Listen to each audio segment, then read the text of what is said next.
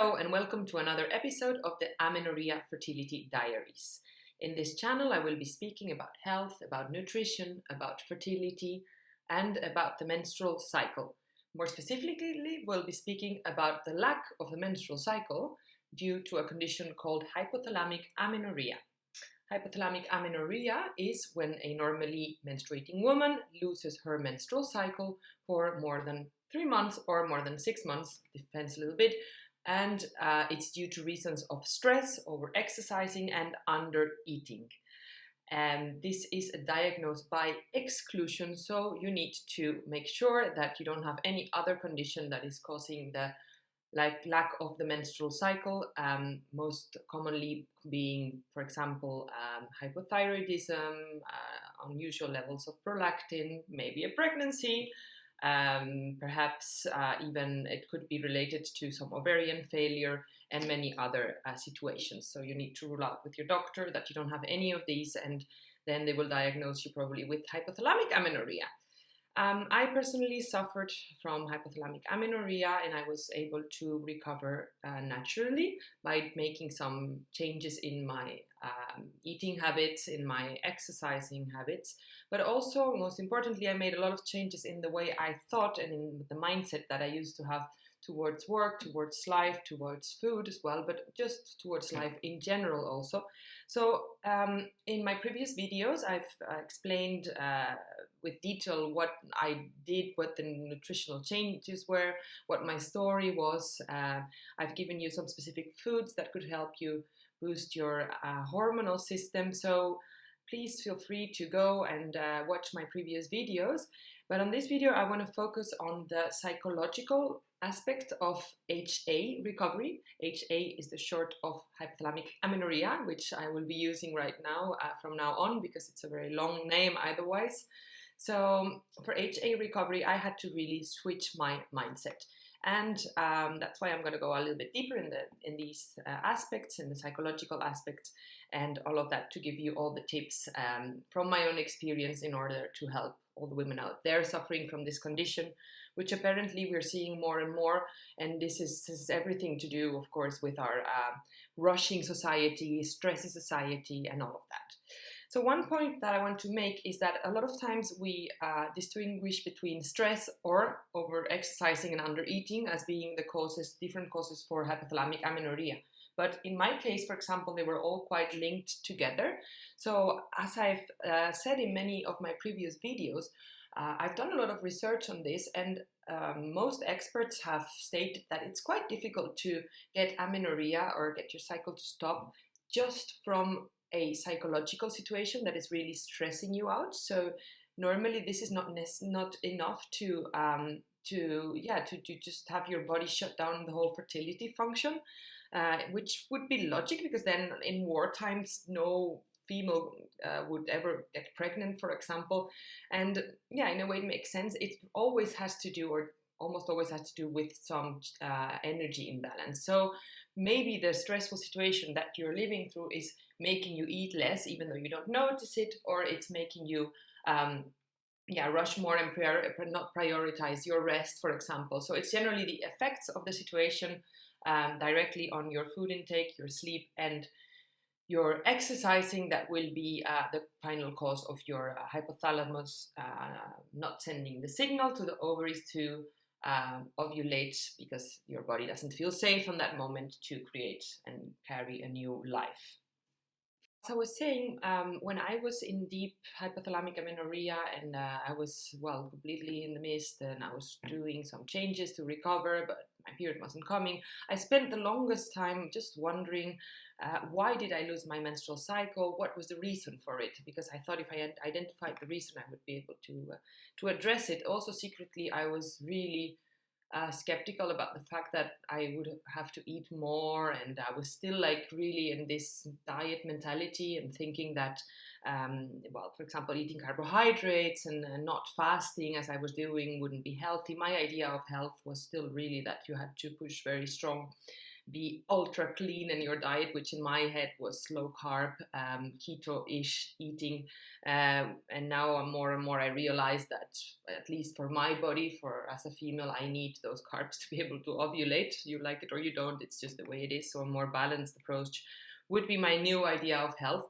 But anyway, I spent so many hours thinking, like, why did I lose my cycle? Was it because of stress, or was it because of undereating? Because I've never been really like heavily underweight or anything like that. I've been much thinner in the past than now, and I never lost my cycle then. So I was like, it can't be that, it can't be that. I'm not that skinny, I'm not exercising that much. I've always been very sportive, like really, I mean, at least 1 hour every day, but still it's by far not an athlete type program. So I couldn't believe that it was due to that. And I kept on thinking that it was due to stress, or maybe that I wasn't so happy and all of that. But then later I realized it's just all together. For me, it's like the three elements play a role together. So how it worked for me, I'm the type of woman that is a little bit perfectionist, and I think almost all females out there that have hypothalamic amenorrhea, due to these reasons that I'm saying, probably will have a tickle of perfectionism in them. It's the type A personality that wants to have everything under control. And there I'm touching on a very important point. You have to try to let go of that in order to recover, because this also gives a stress signal to your body. And every time that you can't control things, because life is just like that, it's uncontrollable in many cases, and then you will be slightly disappointed, and all this will have an effect on your hormones and on your state, your psychological state, which will translate into a physical effect. So as I'm saying, it's all connected. So stress is a thing. But what is stress actually? I mean, I've been trying to define it in many, many ways, and I've thought a lot about it. And I came to the conclusion, I spoke with some people about it, and it's really this, I mean, there's different kinds of stress, but the stress that I was suffering from, so I'm just talking about my own experience here, because yeah, it's really what I can talk about. And when I was trying to recover, I was really inspired by others people's experiences like that. So how it is for me when I'm feeling stressed, it's generally in my working week. I have a quite high demanding job. There's a lot of competition, and I have to be running around. I basically have to be like in a million places at the same time, which is not possible, I know, but they kind of almost expect it from you. So it's the feeling of running out of time. So when you're having this feeling like you're always on a rush, you're going to your next appointment, you're going this kind of state stays in your body. And even when you come back home and it's time to relax, you still have it inside. I'm sure a lot of people will relate to what I'm saying. So it's kind of, if you simplify it, it's kind of a rush feeling, you know?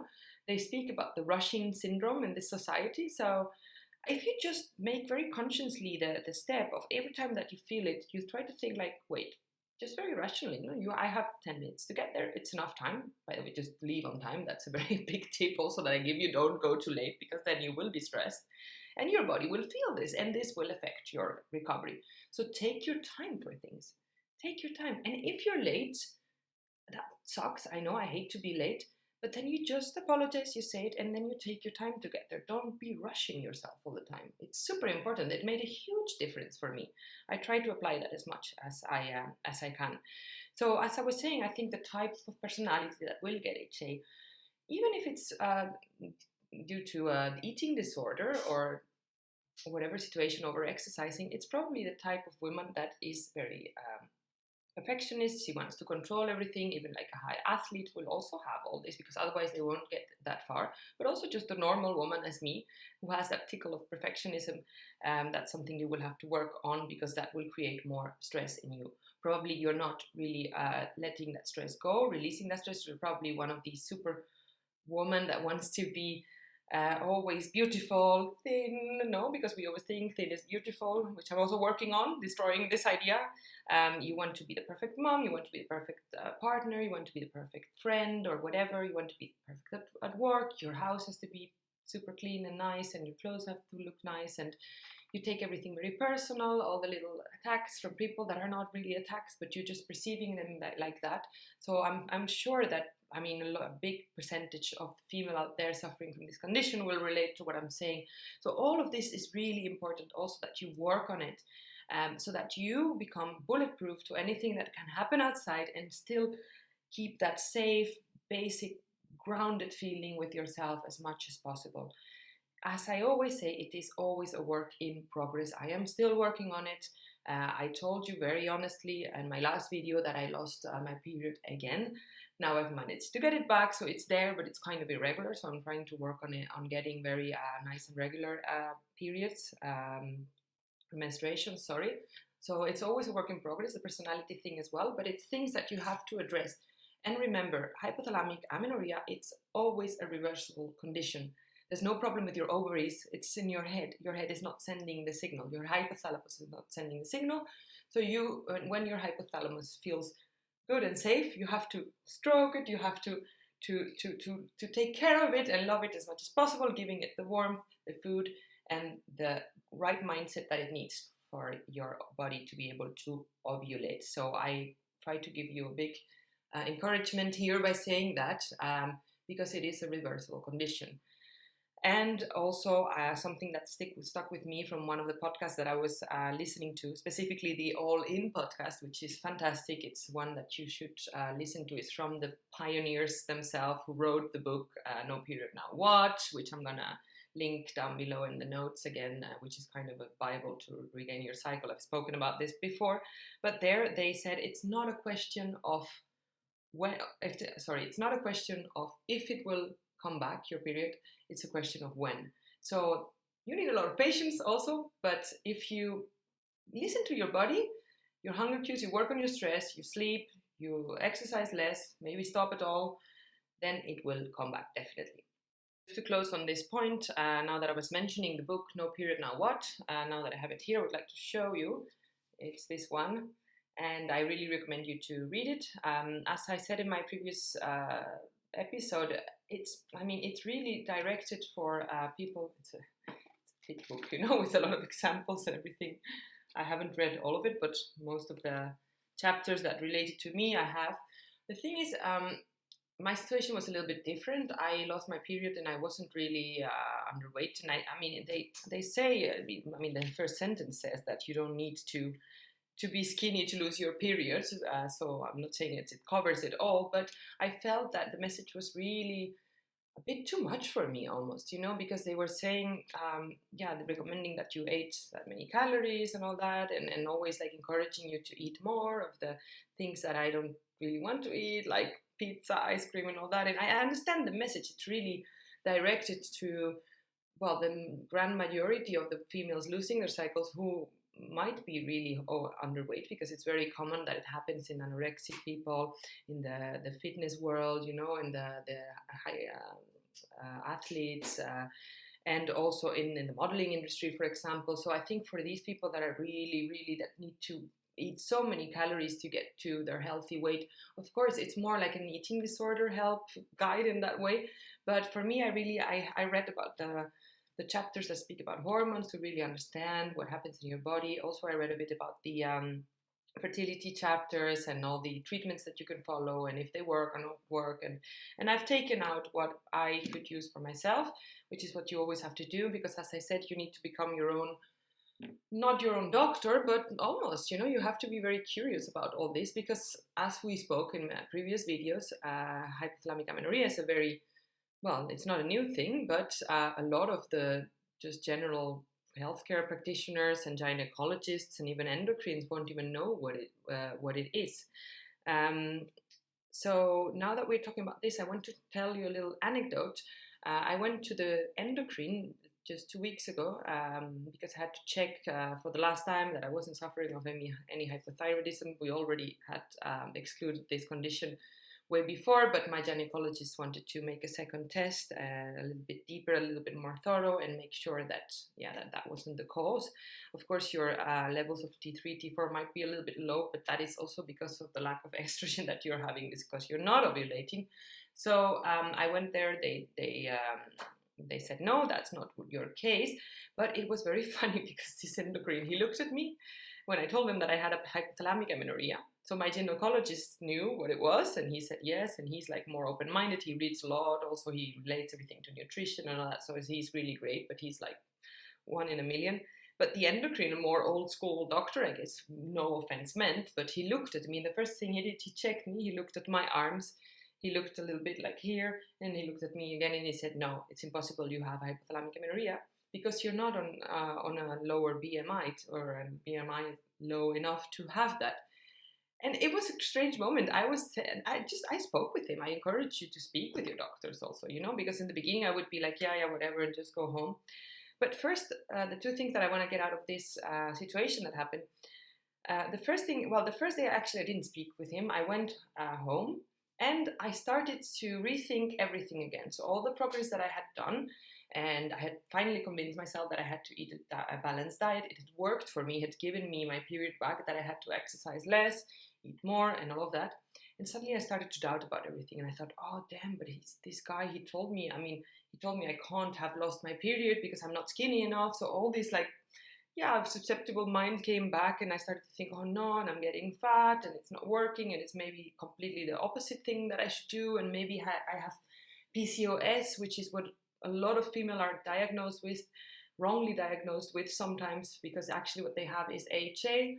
I just watched a video from a very famous model. She's super skinny, and she says, oh, I am diagnosed with PCOS. I'm almost 100% sure that what she actually has is hypothalamic amenorrhea. So all this mindset started to doubt again. And honestly, the week after, I started to cut down my calories again, started to exercise, because the endocrine told me, no, exercise, you need to go back to exercise. It's super important. So it reached me, even me, that I'm doing all this research. So we're so sensitive to that. So you need to really bulletproof yourself to any kind of comments, even from doctors, because they often don't know anything about HA, honestly. So I was thinking next time that I go to him, because I have to go back to get anyway, long story. I was thinking I'm going to just bring this book and I'm going to give it to him, and I'm going to ask him, like, have you heard of this or not? Just to have a dialogue. He seemed like a nice person. So, I always used to think that doctors are these high authority people. No, it's like happens with lawyers sometimes. I think they know everything. They are the truth. But I see more and more that they're just people, and maybe they just need to know so much about other things that they can't cover everything. And as we know, HA was until recently, and still today, often confused with any other conditions, and the diagnosis was to put you on the birth control pill, which is not going to help you. As we know, it's only going to give you a fake cycle, but you're not going to be ovulating in the moment you want to get pregnant. What do you do then? So anyway, the same story again. So sorry that I'm going a little bit up on the woods here, but I think it's all kind of useful information. And what I want to end this video with is some useful tips that I want to give you to get into this relaxation mindset, into this mindset of trust, of trusting yourself. Because a lot of us, we are like, we go to the doctor, whatever they tell us, we go and do it. We're running like chickens without head. But as I said, you know much more than you think. It's your body that you're carrying, and even though you're not a doctor, if you develop a curious mind and you're studying this, and I'm sure if you have HA, you have been studying this. If you're watching this video, you definitely are doing it. So you have to of course listen to what other people say and keep on doing your research, but also you have to create this trust in your own body and this deep relaxation mode, because this will, on the one hand side, activate your parasympathetic system. I've spoken a bit about this before, which is the other system than the sympathetic system. The sympathetic system is when you're like fight or flight mode, you're working. You need it also. I'm not saying that it's there for nothing, but every time you can, when it's time to relax, you need to find this deep relaxation. I never gave so much importance to this, but as I said, I have seen so many things happening with my body. And a little anecdote here is when I got my period back the first time, I had done all the steps, like eating more, exercising less, and all that, and I kept it, and it wasn't coming. And then I actually planned a little trip to where I used to live before, which was in the Netherlands, and I saw some friends, and I said, like, I'm gonna just forget about recovering my cycle, because this was already putting some stress on me also, because I had like my plan of I have to eat all these calories and I have to not move and this and that. And I just said, forget, I'm just going to have fun. I was like not drinking any alcohol also, and which is great. It's super healthy. Of course, alcohol is not healthy. But when I went there, I just went out with my friends. We drank, we had fun. I don't know, I ate whatever I wanted, but I didn't really like each day have my breakfast either, because I just kind of forgot about the whole thing and just didn't think, just did what was there and what felt good. I had a great time, and it came back after. So I'm not saying that it was only that, because your follicles need 3 months to grow. So I'm sure that all the previous work that I was doing of eating regular 3 meals a day, not drinking, no coffee and all of that helped. But I think that was like the little final push that I needed. So sometimes taking a break from recovering can also be a useful thing. Anyway, the tips to get into the deep relaxation mode for me, I've been trying meditation for the first time. I always hated it because I'm like super nervous person and I want to be active, and I always said like, no, my running is my meditation, but that's not true. Running can get you into a very relaxed state afterwards because you're a little bit tired from the run itself. You get a bit of a dopamine rush. You're maybe there, focusing on the physical. You're listening to music or whatever. I used to run on the beach, so it was beautiful, but still, it's not the same. If you can do a meditation by the beach, you can do it wherever you want. What I normally do now is I walk, and I go to a very nice quiet place by the beach. I walk slowly, not wanting to burn the calories, just enjoying, the landscape, and then I sit there and I do it. And I read a book about this that helped me a lot to find a meditation technique that worked for me, because there's a lot of them. Breath work is amazing, but I haven't been able to master it myself, so I'm exploring this a little bit. So I've been doing this Wim Hof breathing works and all that, and I just feel terrible actually after that. So I'm sure I'm just doing something wrong or so, but I'm sure it's something, if you like it, go for it, because it can apparently really change the whole chemistry of your body in a very useful way and really activate this parasympathetic system. So I'm sure this is a whole world out there that you can explore by yourself. Anyway, what helped for me was a meditation technique that I read in this little book. It's nothing special, but it's just a book that I got. It's from Ruby Wax, How to Be Human, and it's like a manual of mindfulness. You remember when mindfulness was a thing, like a few years ago? And they teach you several exercises, but the one that stuck with me for the longest time and that I can apply in my daily life is what we call a body scan. So a body scan is when you can lie down in a quiet area. Sometimes it will be useful to try it first at home, where you can really be quiet and in the darkness, or it doesn't have to be completely dark, but just that it's quiet and you're not as distracted. You lie down, you relax, take a few breath works, and then you close your eyes and try to relax as much as possible, and then you put your focus on your tiptoes of your feet, and you try to feel how it feels. You try to feel how the air feels on them. So meditation is all about focusing. It's not about not thinking, which people think it is. It's about where you put your focus on.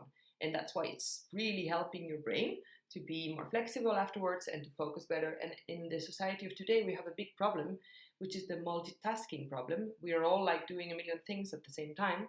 We're trying to write an email, but we're also on our phone, and people are coming in. I see it at work all the time, in the office, it's chaotic, and actually you don't get anything done.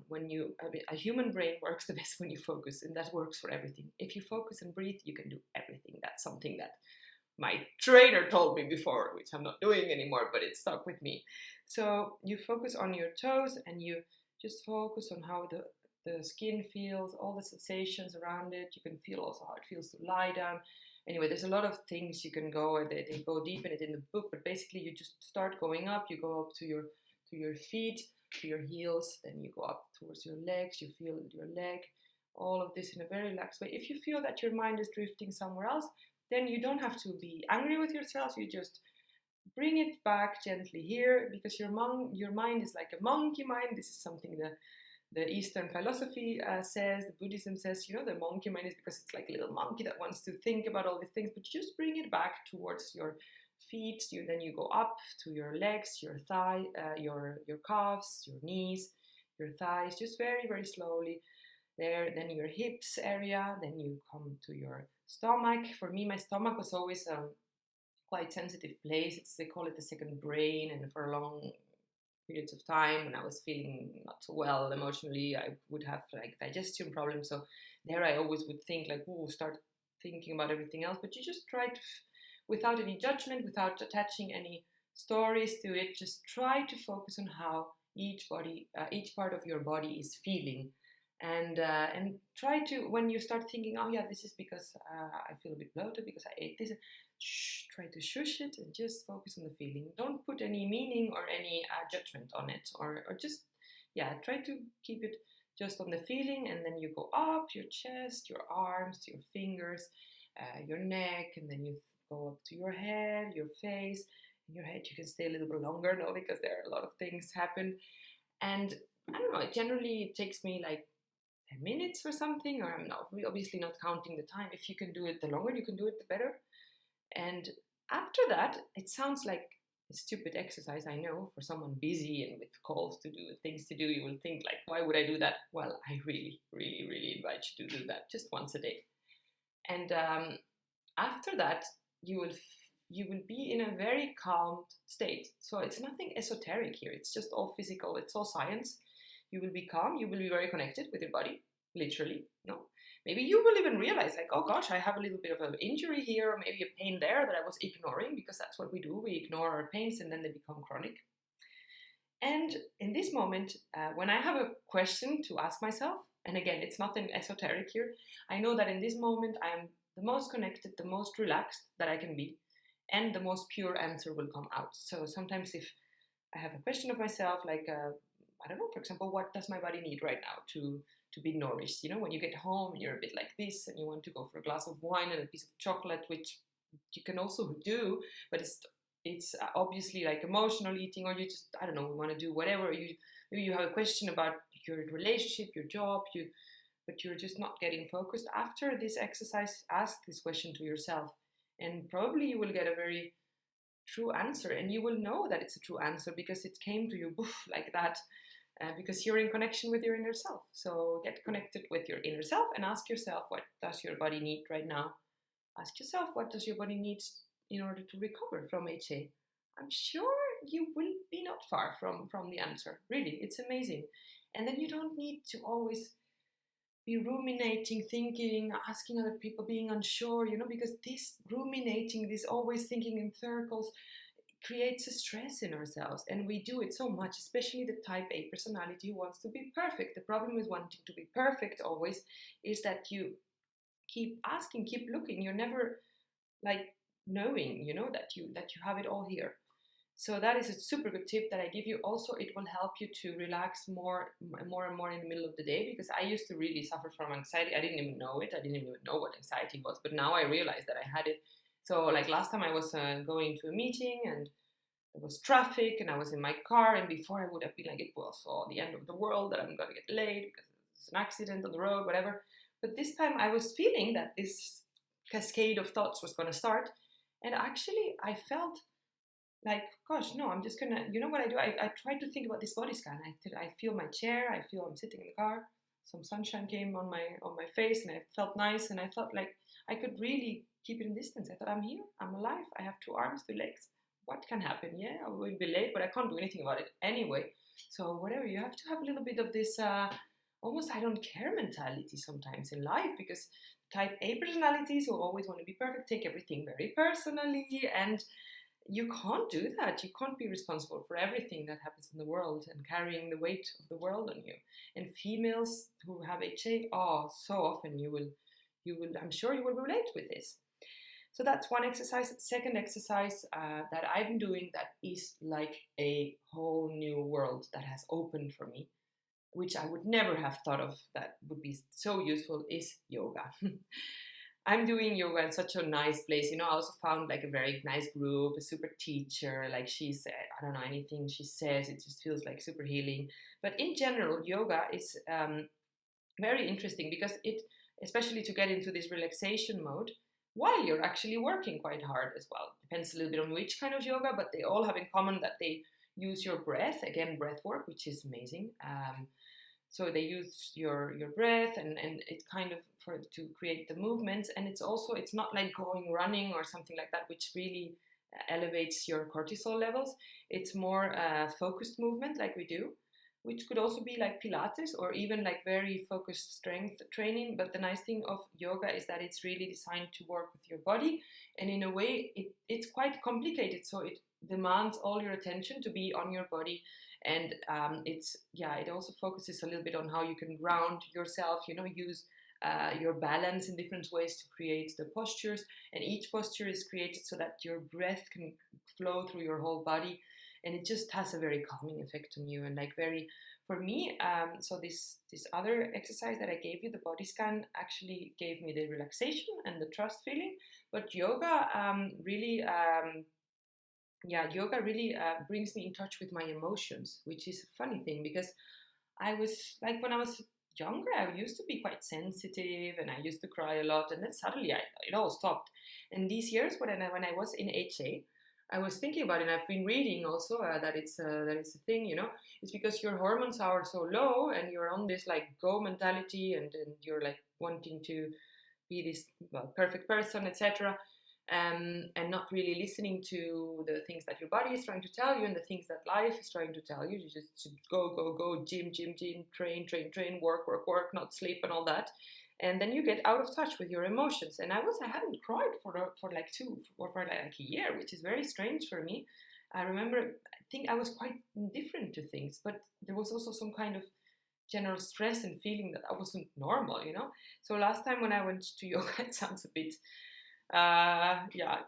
mushy, but I started crying afterwards. It was very weird. We did like a hip opening class, which was all focused on stretching your hips in different kind of ways. And then I read that the psoas, so the area of your the psoas area, so like on your inner hip there, is quite sensitive, and it's where you keep all the tension and all that, and especially the emotional tension for women can be very strong there. So I started crying, and I went, but it wasn't a bad thing. It's just, I don't know what it was, and I just gave my teacher like a hug, like, oh my God, what's happening? And then I went home, and she gave me some special cacao that I could have there, and she said, ask the cacao what it's trying to tell you. And I was like, well, that's a bit too much maybe for me, but whatever, just be open for things. I just went there and I did it, and I don't cacao didn't speak to me yet, but I did feel very relieved and very good. And I understood one thing, and that is that, probably what they say in yoga is that the posture that you less want to do is the posture that you need the most. So this is interesting. This is all to do with, it's all very deeply philosophically rooted, all these sayings. It has to do with the yin and yang idea. So the idea that there is like one side and then the other side, this feminine side, the masculine side. We all have all of this in ourselves. It's a little bit related to Ayurveda and all of that as well, which I say again, I'm not really believing in as a cure for a lot of other things, but I think it can be interesting as a just general philosophy. And I think if you have problems, you're struggling with something, then life is probably trying to tell you something. And here comes my next point. So this brings me to my next point, and what really helped me in order to find the right mindset and the patience to wait until my period would come back during recovery, and to making sure that I would stay bulletproof to any external inputs or comments or things that would happen that would take me off the wagon, and bring me back to my previous habits, which I so worked with my whole life. So and stay with this HA recovery plan, it helped me to get into a little bit of a more philosophical teaching, a little bit, for example, from the Eastern philosophies, the Buddhism and all that. I've never been into this, but it's interesting that they say that when life is trying to teach you something, you should try to listen to it. So this took me a very big effort, because I wasn't the type of personality that would be interested in this. I just basically didn't have the time for it, and it would be a bit woo. But it's not necessarily woo. There is certainly some kind of truth in there. So I used to listen to my loved ones, which I'm very grateful to have. My mother, my partner, and all that. They're always very supportive. I don't know how I would have been able to do it without that. Super important also. But they always said that I was a very impatient person, and that I should be like not taking things so serious and all that. And I was always like, yeah, whatever. But I started to really try to think like, Yeah, it's true, no, in a way, of course it is. If everybody says it, just trying to get a little bit out of this stubborn mentality, and because obviously there's something wrong, and obviously you're trying to make a change, and if you want to create change, you need to be open. So in order that so that we can be open to what life wants to tell us, we need to detach from the ego.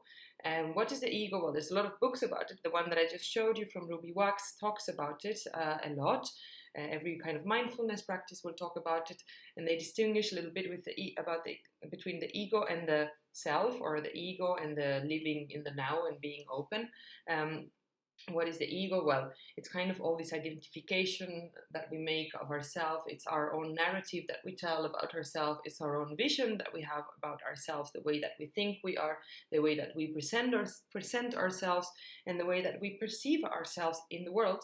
So it's quite broad, and you need the ego, of course, and you can have it and live from the ego like you've been doing your whole life, when you're at work, maybe most of your life, but there is also moments of reflection and moments of relaxation where you need to let go of this ego.